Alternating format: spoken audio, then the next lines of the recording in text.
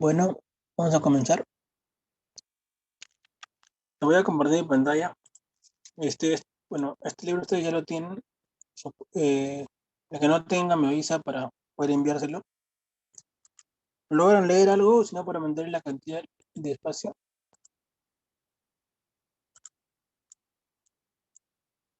Confírmame, por favor. Yo creo que está bien. ¿Están ahí, chicos?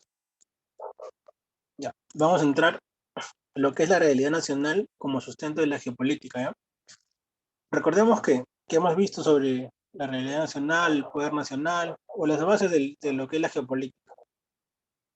Eh, ¿Por qué decimos que es sustento? Porque es la parte fundamental, conocer la realidad nacional, conocer el determinante de lo que es la realidad, nos va a ayudar, como se puede decir, comprender un poco más la geopolítica, o quizás es la forma de entender más rápido la geopolítica.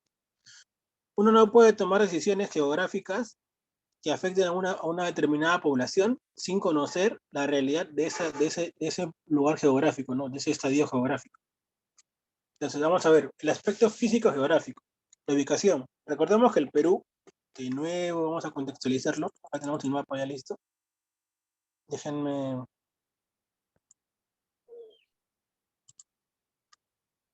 ya. Recordemos que el Perú, ¿cuál es el Perú? Este es el Perú, este es el Perú, este es el Perú, esta parte es el Perú, ay, perdón, esta parte es el Perú.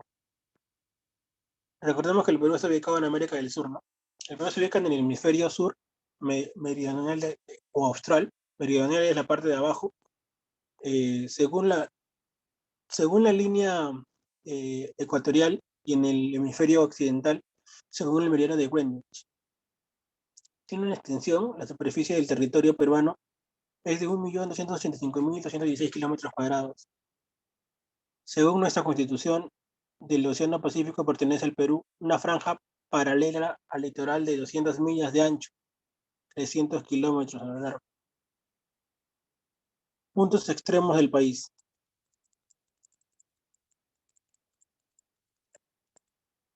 Un momento, por favor, un momento. Un par de minutos, por favor, un par de minutos.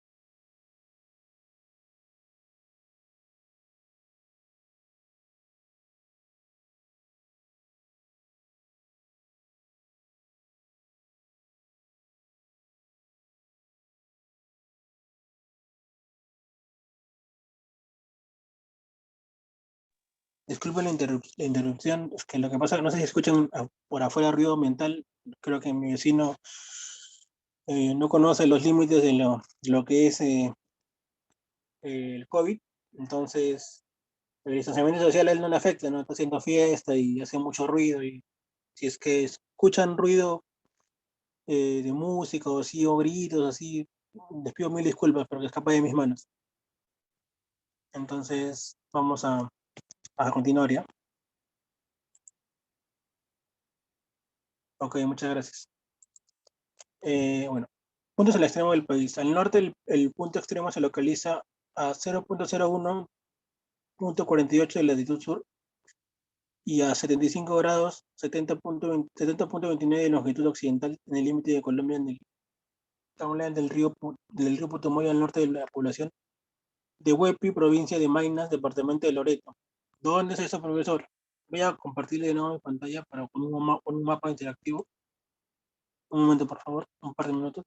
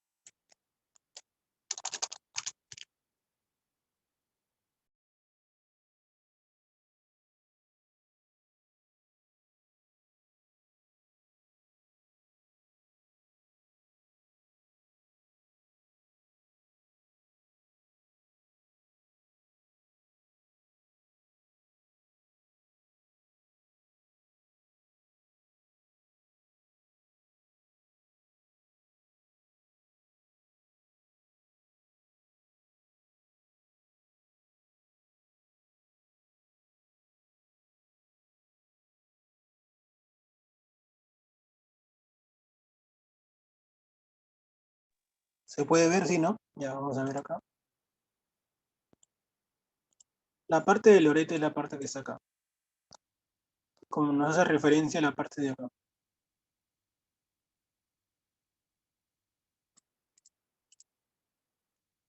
Esta parte de acá.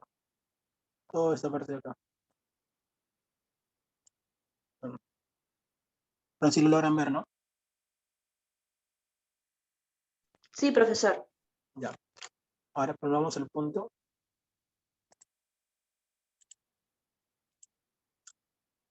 Dice que al sur, el punto extremo, se ubica la Pascua del Hueso, perdón, a 18 grados 21.3 de latitud sur y 70 grados punto 22 en 16 de longitud occidental, a orillas del Océano Pacífico en el departamento de Tacna y Chile. Eh, al, estado, perdón, al este, el punto extremo se ubica en la afluencia del río G, bueno, en Madre de Dios, departamento de Madre de Dios, a 18 grados 30.11 de latitud sur y a 68 grados 39.27 de longitud occidental, en la frontera de Bolivia, lo que era el Alto Perú. Al oeste, el punto extremo está ubicado en la punta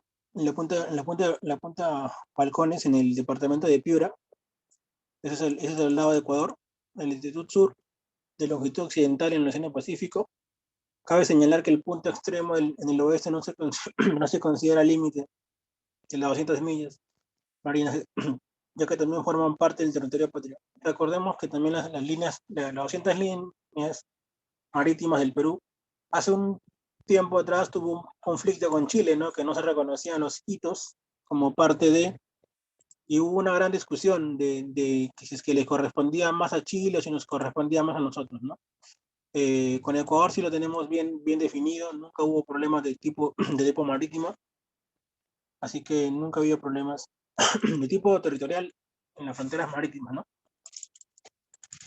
El límite de las fronteras, los límites fronterizos del Perú, han sido fijados de forma definitiva por tratados y protocolos que forman parte de la historia del derecho internacional americano. Recordemos que el último país, o se puede decir la última parte, que, que se perdió, se puede decir, o se cedió,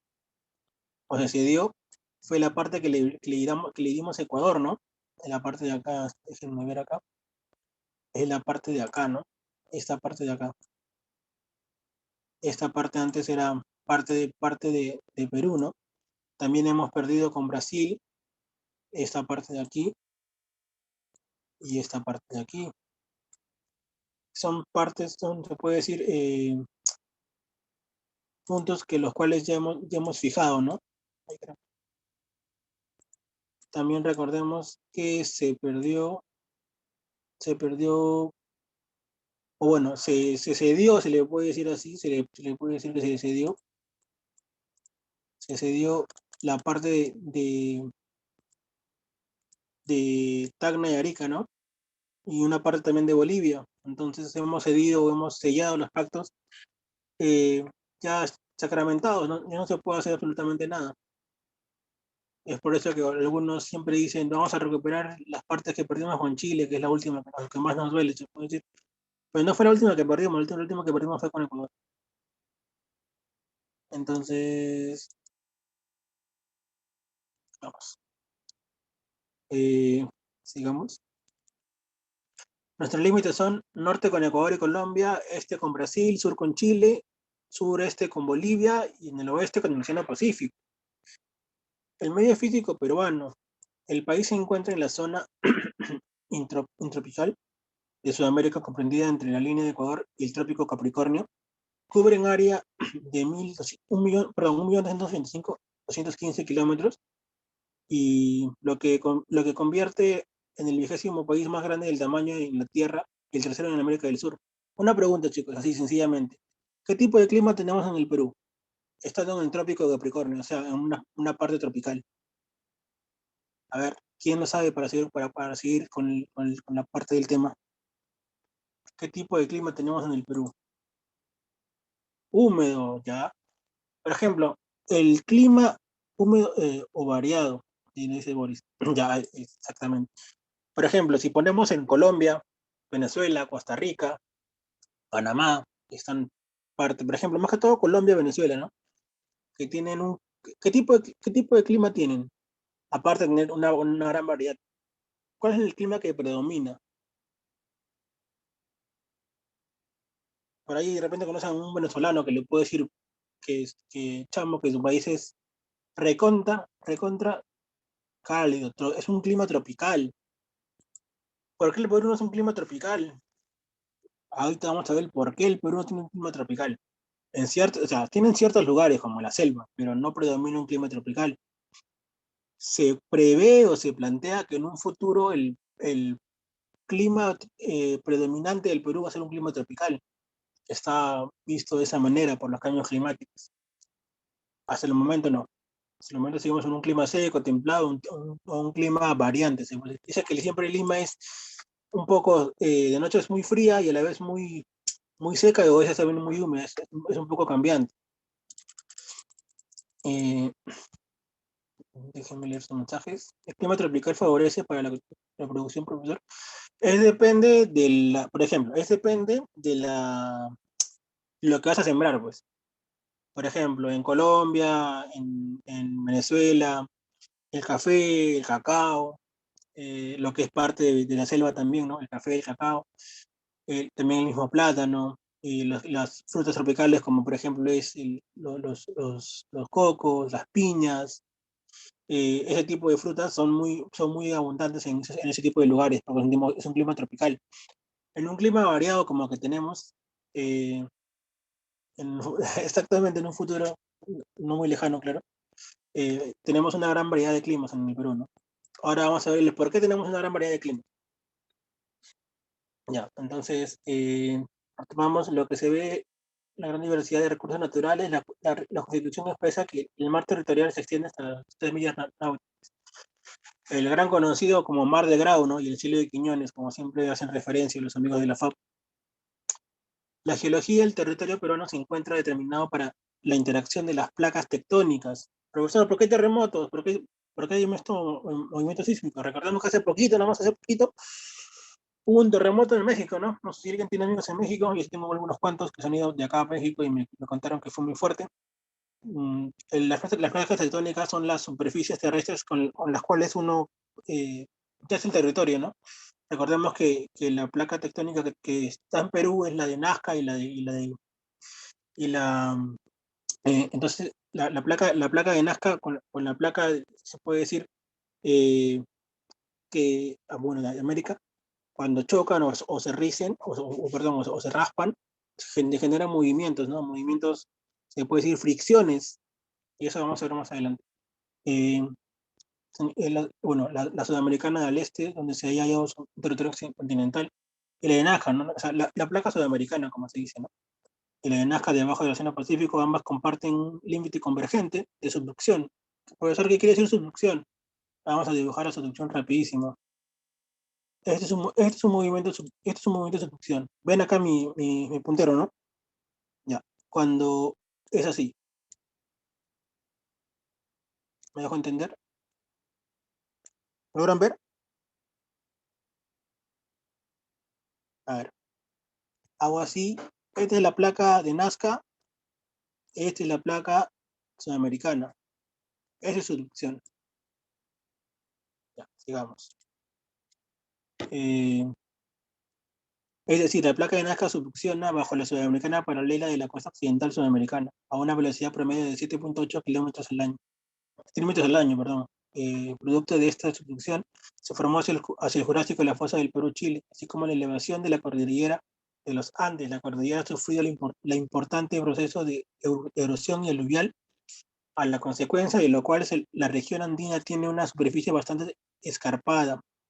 Al este de la cordillera se depositaron sedimentos producidos por la erosión andina, donde antes se encontraba una vasta porción de mar. Allí se formó la actual llanura amazónica. Vamos a contextualizar. Eh, ¿Por qué el clima es diferente o diferenciado en el Perú? Y acá está la respuesta, ¿no? Vamos a subrayarlo. Producto de la subducción se formó hacia el Jurásico la fosa Perú-Chile, así como la elevación de la cordillera de los Andes. La cordillera ha sufrido un importante proceso de erosión y aluvial. Ya, ¿qué quiere decir esto? La forma de movimiento de las placas, en esa convergencia, se ha generado, se puede decir, una muralla de montañas, que es la cordillera de los Andes, y eso es lo que marca los climas diferenciados. En la parte sur, perdón, en la parte costa, es un clima, se puede decir, más seco, ¿no? Más seco y con más calor. En la parte sierra es un clima más húmedo, ¿no? Se puede decir un poco con precipitación. En la parte selva es un clima más tropical. Entonces, esa, esa, esa muralla, se le puede decir así, es la forma o es la forma, se puede decir, o el recurso que nos brinda la diversidad de clima, ¿no? Sin la cordillera de los Andes seríamos simplemente un clima normal, nada más, no tendríamos una vasta cantidad de climas. La cordillera es el punto álgido de nuestro clima, ¿no? De nuestra topografía. Y eso se da por la consecuencia de rozamiento, ¿no? De subducción entre la placa sudamericana y la placa de Nazca, ¿no?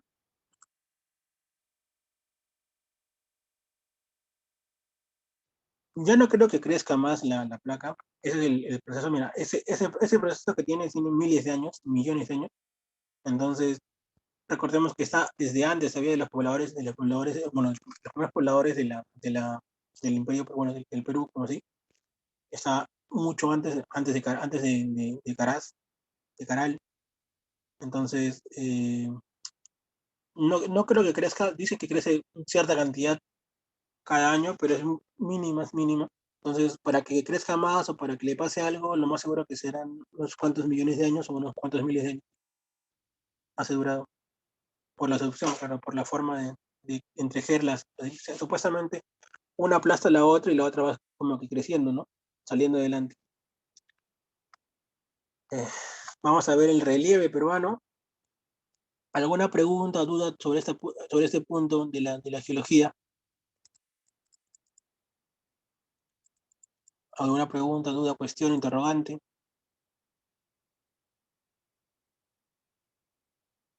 ¿Ninguno? No, profe. Si no hubiera la cordillera, tuviéramos un clima en predominancia, se puede decir, selva no, o sea, tendríamos un clima más tropical. Se puede decir como, nos pareceríamos un poco más a Venezuela, de lo que ya somos, pero tendríamos un clima como así, como que más cálido, más tropical. Ese sería el clima predominante, ¿no? Por lugares nomás ahí habría sierra, pero en su gran mayoría seríamos un clima tropical. El relieve peruano. Vamos a ver el relieve peruano. Quiero minimizar esto un poquito, por favor. Ya estamos. Estamos back. El relieve peruano. La cordillera de los Andes divide el país en tres regiones geográficas, perdón, fisiográficas, mayores, costa, sierra y selva. La costa peruana es una franja desértica, llana y que corre paralela al litoral, ¿no? Recordemos que, vamos a volver el mapa, vamos a volver el mapa, nuestro mapita.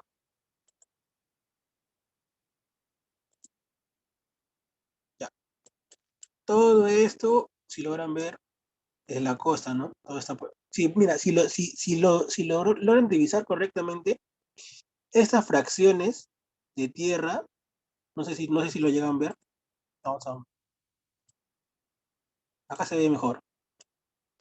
Estas fracciones de tierra es la cordillera de los Andes. Ahí ustedes ven, ¿no? Que acá, por ejemplo, en las costas, como dicen, es desértico, ¿no? O sea, es un clima diferente, totalmente diferente. Acá es como que se puede decir un poco más, se puede decir más marrón, o sea, hay más tierra. Y ya, bueno, el Palau de la Selva es una vasta vegetación, ¿no?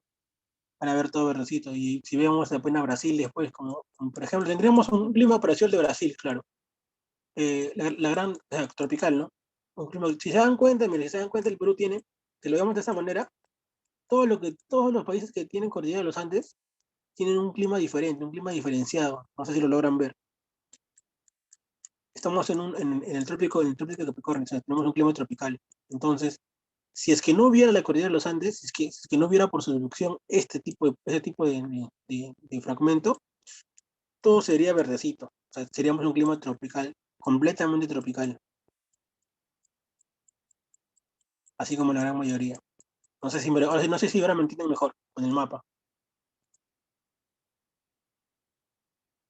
Hay varios trópicos, de Capricornio. El de Capricornio es donde estamos nosotros, pero son términos que se le ponen nada más para poder referenciarse. Hay varios tipos de trópicos. Por ejemplo, el trópico meridional, que está más abajo, que está por la parte de Europa. Entonces, el trópico que se le asigna al punto del Perú es, bueno, al de América del Sur, trópico de Capricornio. Ya. No hay más preguntas, ¿no? Para volver al esquema. Vamos. Go ahead. Ya. La cordillera de los Andes divide el país en tres regiones. Ya lo hemos nombrado, perdón. Nos quedamos en su ancho, alcanza un máximo de 180 kilómetros en el desierto de Sechura, desde la latitud Sechura-Piura, ¿no? Ese es Piura. ¿Dónde queda Sechura? Queda en Piura, perdón. Hasta la frontera con Chile, ¿no? Se extiende todo el sector peruano del desierto del Pacífico, el cual se encuentra atravesado por valles originados por ríos cortos de régimen estacional.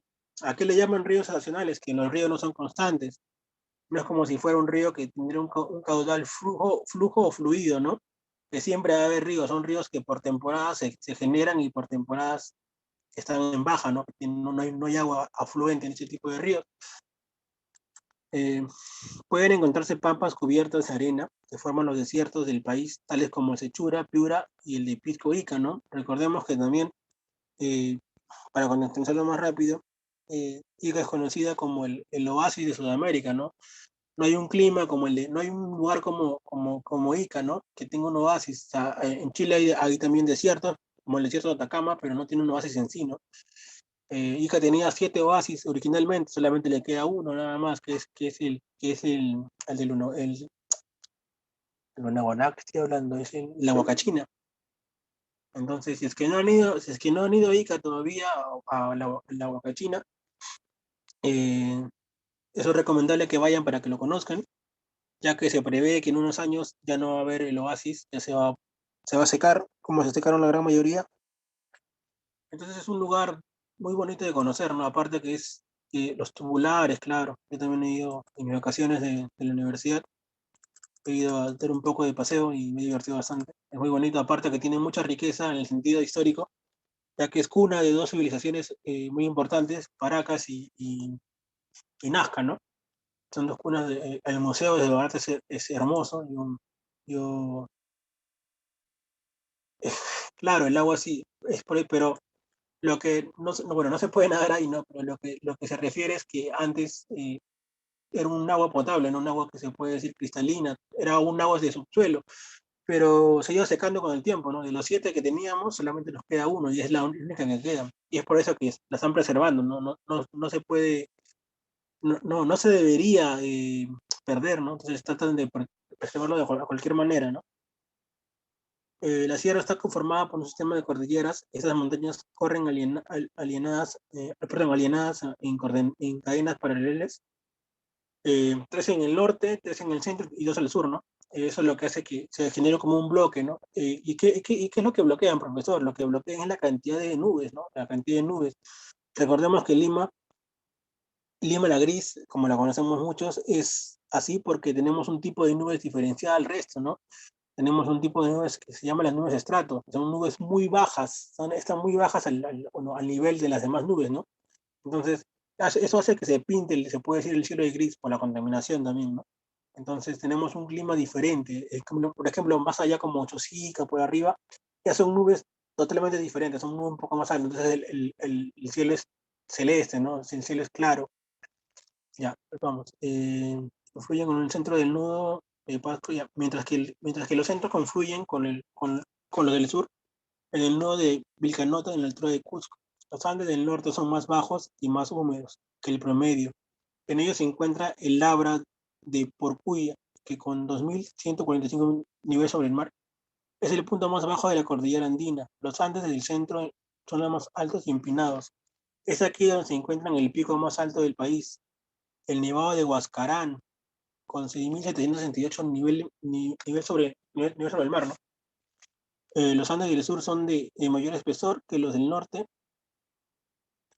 En este sector se encuentra la meseta del Collao, también conocida como el altiplano. ¿Qué hace referencia a la meseta del Collao al altiplano? ¿No? Eso lo hemos estudiado en el colegio, ¿no? En primaria todavía. Es la parte de Perú y Bolivia, ¿no? La parte de Puno, como referencia el lago Titicaca. La selva ubicada hacia el este es una vasta región llana cubierta por vegetación, constituye casi 60% de la superficie del país. Se aprecian dos regiones distintas, selva alta y selva baja. La selva alta se ubica en todo el flanco oriental de los Andes. Su altura varía entre 3.500 y 800 metros de nivel sobre el mar, ¿no? Y abarca desde la zona fronteriza perdón, un momento, ya, septentrional hasta el extremo sur del país. El relieve de esa zona es variado al ser la salida de los fuertes pendientes de los Andes y el ingreso de la región plana natural de la selva. Vamos, para contextualizarlo, vamos a subrayar esa parte de acá. Ahí se perdió. Ya, vamos a hacerlo con eso nada más. ¿Por qué hace la diferencia, ¿no? de la selva? Por ejemplo, hay una parte que se llama ceja de selva. ¿Qué es la ceja de selva? La parte donde deja de ser sierra para ser selva, ¿no? Esta es la parte, se puede decir, también más afluente de altura. Su altura varía entre esas dos cantidades, ¿no? Ajá, Oxapampa. Oxapampa también es ceja de selva. Por ejemplo, toda la parte del Cusco también tiene gran parte de ceja de selva, o no se puede, se dice que también es ceja de selva porque ves gran cantidad de verdor, ¿no? La selva baja o bosque tropical amazónico se ubica entre los 200 y los 80 metros sobre el nivel del mar, ¿no? En esta zona se encuentran los ríos más extensos y navegables, como el caso del Amazonas. El Amazonas, recordemos que es un río muy conocido, porque es el más, se puede decir, uno de los más grandes, después del Nilo, claro, ¿no? Que pasa a la ciudad de Iquitos. Iquitos, la forma del relieve es llana y destaca la presencia de la cordillera de Cotamana, ¿no? Ubicada al margen del izquierdo del río Yabarí. Su punto más alto alcanza los 780 metros sobre el nivel del mar, ¿no? La hidrografía peruana. Es el país el país cuenta con 54 cuencas hidrográficas. Profesor, ¿qué es una cuenca hidrográfica? Es un punto de región de vastos recursos, ¿no? Recordemos que las culturas, o se puede decir las primeras culturas o primeros pobladores buscaban cuencas de ríos para establecerse, ¿no? Porque les generaba una gran cantidad de recursos. 4 cuencas hidrográficas, 52, las cuales son pequeñas cuencas costeras que vienen sus aguas al Océano Pacífico. Las otras dos son las cuencas del Amazonas, que desembocan en el Océano Atlántico. En la cuenca endorreica, el lago Titicaca, ambas delimitadas por la cordillera de los Andes. En la segunda de estas cuencas nace también el gigante río Amazonas, que con sus 6.872 kilómetros es el río más largo y caudaloso del mundo. ¿Por qué es más largo? Porque cruza varios países. El Nilo es más delgado, pero también se puede decir, un poco, no extenso en el sentido, pero es, tiene una gran afluencia de lugares. Y aparte también representa mucho para la historia. Su vertiente ocupa el 75% del territorio peruano. El Perú contiene el 4% del agua dulce del planeta. Recordemos, profesor, pero ¿por qué tiene un 4% del agua dulce del planeta? Porque tenemos una cierta cantidad de ríos, ¿no? Entonces, eso hace que el Perú sea muy importante. Eh, y recordemos que el agua dulce es el agua que se puede consumir, no es agua de mar, es agua que se puede usar para el consumo humano, ¿no? Pero que se puede tratarla, ¿no? Eh, La mayoría de ríos peruanos drenan desde los Andes y hacia una de las tres vertientes hidrográficas del país. Los procedentes de los Andes que se desembocan en el Océano Pacífico son de corto recorrido. Entonces, ¿por qué, profesor? ¿Por qué tenemos ríos? ¿Por qué tenemos ríos a gran afluencia? Por la misma razón que tenemos eh, los Andes, ¿no? Las cordilleras Andes, entonces, los nevados cuando descongelan generan cantidad de agua, y esa cantidad de agua se generan en los ríos. Los ríos son la afluencia continua de agua, ¿no? Entonces, ya podemos ver, eh, bueno, vamos a ver acá, ya. Vamos a entrar, esta parte, ya, por acá. Las cuencas que desembocan en el Titicaca para luego seguir su camino en otros ríos y desembocar en un océano tienen características muy similares a las de la vertiente del Pacífico. Este es el lago más alto del mundo, 3.808 metros sobre el nivel del mar, y el segundo más extenso de Sudamérica, con 8.300 kilómetros cuadrados. Los ríos de la vertiente del Atlántico nacen también en la cordillera de los Andes, hasta llegar al río Amazonas, que a su vez desembocan luego del océano Atlántico. Son más largos, mucho más caudalosos, y su curso tiene una pendiente menor. Una vez que salen de la sierra, los ríos más largos del Perú son de la cuenca amazónica, el Ucayali, el Marañón, el Putumayo, el Yabarí, el Guayaga, el Urubamba, el Mantaro y el Amazonas. El río Rima, profesor, no, el río Rima no entra ahí.